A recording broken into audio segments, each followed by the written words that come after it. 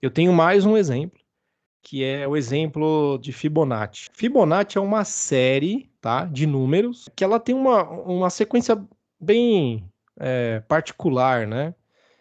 O número é sempre a soma dos dois anteriores da sequência de Fibonacci. Então é como se a gente, por exemplo, começasse do número 1, tá? Ou começasse do número 0, né? Então, o próximo, eu vou colocar 0 e 1 aqui, né? Mas o próximo dessa sequência aqui de 0 e 1 vai ser o número 1. Por quê? Porque 1 é a soma de 1 com o 0. O próximo número dessa sequência vai ser o número 2, porque 2 é a soma dos dois anteriores, 1 mais 1. O próximo número vai ser 3, porque 3 é a soma dos dois anteriores da série, né? 1 mais 2 dá 3. O próximo vai ser 5, porque 5 é a soma de 2 mais 3, ou seja, os dois anteriores, tá? O próximo número dessa sequência vai ser o número 8, que é a soma de 5 com 3. Então já deu para você perceber que a gente consegue fazer verbalmente, aqui escrevendo num papel, e consegue definir todos os itens dessa sequência tranquilamente, tá? A questão existem aí termos que são meio difíceis, né? Que a gente vai ter que ficar fazendo aqui à mão essa sequência para encontrar. Por exemplo, vamos supor que eu queira saber qual que é o centésimo número dessa série. É meio complicado a gente fazer manualmente, né? De qualquer forma, cada um desses itens, eu vou dizer, por exemplo, que esse aqui é o primeiro item, esquece o 0, né? Esse aqui é o primeiro item dessa série, o segundo item dessa série, o terceiro, o quarto, o quinto, o sexto e assim por diante. O que nós vamos fazer aqui é uma função recursiva que nos retorna o enésimo termo da série de Fibonacci. Então a gente vai passar para a nossa função um número, por exemplo, 10. Significa que a nossa função vai retornar o 10º elemento da série de Fibonacci. Essa série de Fibonacci ela é bem famosa porque tem muitos fenômenos da natureza ou coisas que a gente observa na natureza que seguem essa série, né? Você vê esse desenho aqui que eu coloquei, esse caracol aqui, né? Dá para a gente associar ele à série de Fibonacci. Bom, eu fiz aqui então esse exemplo de código, tá? E a gente tem aqui então uma função que eu chamei de Fibonacci, é esse trechinho aqui marcado, tá? Dá para a gente identificar um caso base, né? Na linha 7 e 8 ali, né? A gente está verificando se n é menor do que 2, tá?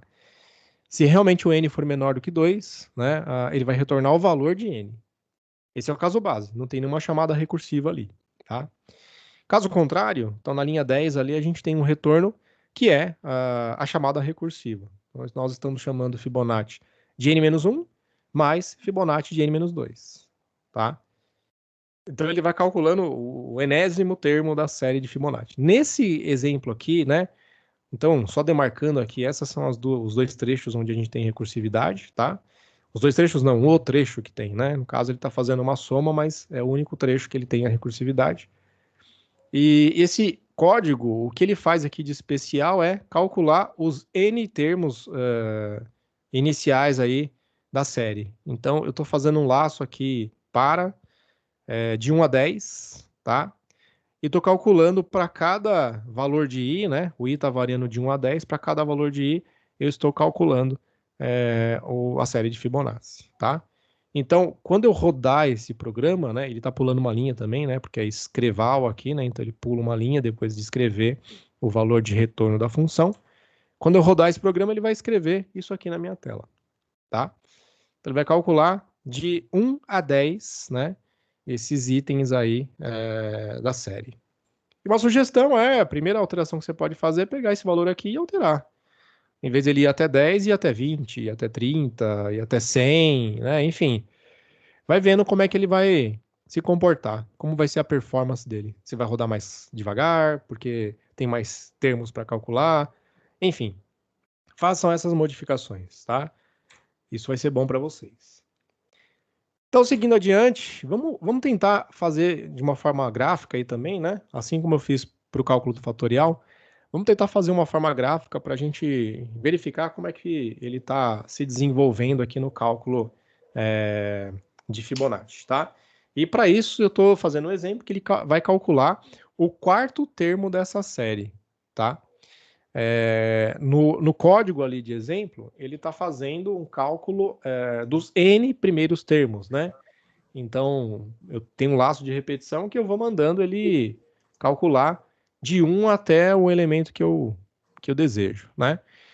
Mas se eu só chamar Fibonacci, ele vai calcular só o elemento que eu calcular, que eu solicitar, tá? Bom, se eu chamar Fibonacci de 4, né? Dá para você observar aqui que no caso base ele não entra. Por quê? Ele só vai entrar quando n for menor do que 2, tá? Então ele vai para o senão aqui na linha 10. E na linha 10, ele retornaria o resultado da soma de Fibonacci de n-1 mais Fibonacci de n-2. Ou seja, ele tem duas chamadas recursivas aqui. Então é isso que ele vai fazer. Ele vai ver o 4 e vai chamar recursivamente Fibonacci de 3 e Fibonacci de 2, né? O n é igual a 4, n-1 é 3, n-2 é 2. Quando a gente chamar o Fibonacci de 3, da mesma forma como o caso anterior, ele não vai nos retornar alguma coisa, um número único. Ele vai retornar novamente uma chamada recursiva, tá? Porque 3 não é menor que 2. Então ele vai pegar esse 3 e vai chamar Fibonacci de 2 mais Fibonacci de 1. Quando você chamar Fibonacci de 2, ele vai verificar. 2 é menor do que 2? Não. Então ele vai chamar de novo, recursivamente, a Fibonacci dos dois antecessores. Fibonacci de 1 mais Fibonacci de 0.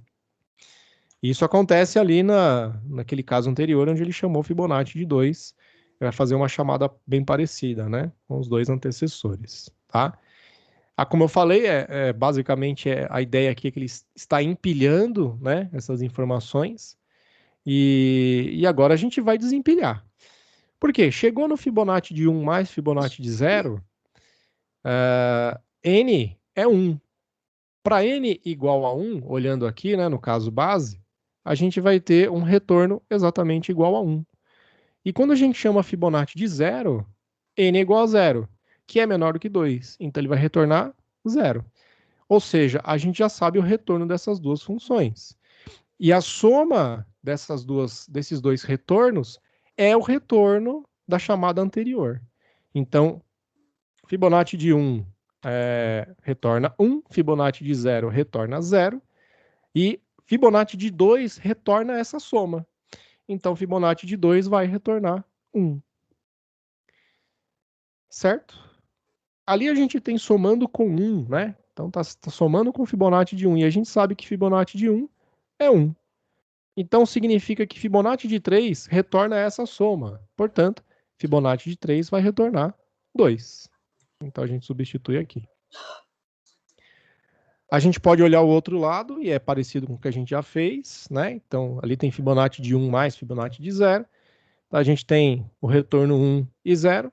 Fibonacci de 2 ali em cima retorna essa soma, portanto, retorna 1. E Fibonacci de 4 retorna a soma desses dois aí que a gente já descobriu o retorno. Então, Fibonacci de 4 é o valor 3. Tá? Então, aqui a gente tem o resultado final. Olhando assim, você fala, caramba, né? Recursividade até que não é tão difícil. Até que é interessante, né? O problema é quando você quer resolver um problema e você não tem um código pronto e você quer resolver o problema usando recursividade. Aí demanda um pouquinho mais de reflexão. Mas a ideia base é a seguinte: identifique um caso base e identifique como que vai se comportar a chamada recursiva. Se você conseguir identificar essas duas partes sem fazer código inicialmente, a chance de você conseguir resolver o problema de forma recursiva é grande. Mas aí vale uma ressalva também. Nem todo problema pode ser resolvido usando recursividade, tá? Então tem que se fazer testes aí, enfim, para ver se é válido ou se não é válido.